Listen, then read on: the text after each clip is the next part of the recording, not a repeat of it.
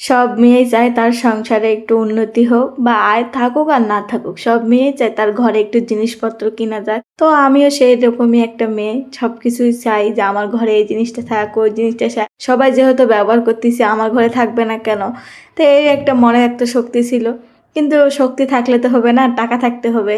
টাকা যদি না থাকে শক্তি দিয়ে কি হবে, মনের শক্তি তো বড় শক্তি না, টাকায় শক্তি, শক্তি এই যুগে আর কি। তো যাই হোক, সবার লাস্টে সবাই মিলে ডিসিশন নিছে যে আমাদেরকে একটা গিজার কিনে দিবে।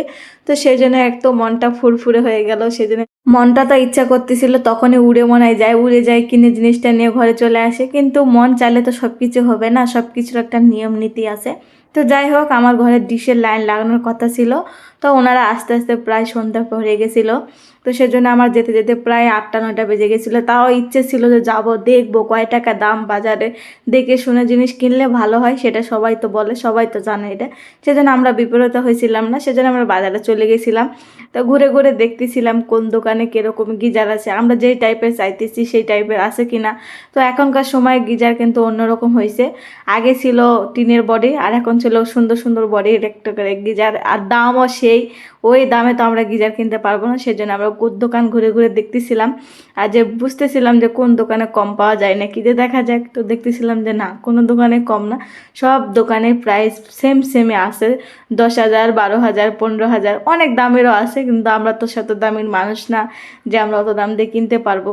তো সবাই মিলে যেহেতু আমাদেরকে একটা জিনিস দিচ্ছে, সবসময় আমরা চাইবো ওনারা যেটা দিচ্ছে সেটা নিতে।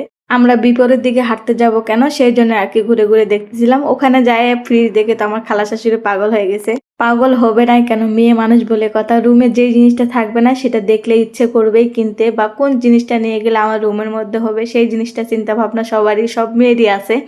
তো আমার খালা শাশুড়ি দেখতেছিল, আমরা সবাই মিলে দেখতেছিলাম ফ্রিজগুলি। এখনকার ফ্রিজ অনেক সুন্দর সুন্দর বেরোছে। তো আমার মেয়ে একটা অ্যাক্সিডেন্ট হয়ে গেছিলো, ধপাস করে পড়ে গেছিলো আর কি।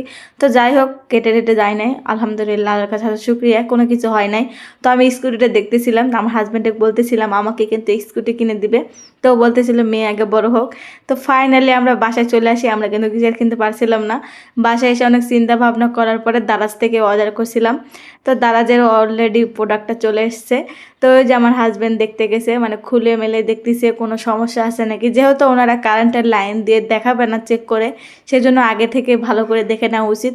আবার 3 বছরের গ্যারান্টি যেহেতু দিয়ে দিয়েছে, সেজন্য একটু দেখে শুনে নিচ্ছিল আর দেখতেছিল যে আমরা যে টাইপের চাইতেছিলাম সেই টাইপের কিনা না অন্য টাইপের, সেজন্য ঘুরে ঘুরে দেখতেছিল। তো আলহামদুলিল্লাহ যেটা চাইছিলাম সেটাই হচ্ছে। মানে আমার খালা শাশুড়ি চাইছিল তার মেয়ের বাসায় এটা আছে, আমাদের বাসায় ওইটাই থাক, এটা ব্যবহার করি, কোনো সমস্যা হলে পরে তারা দেখে নেবে।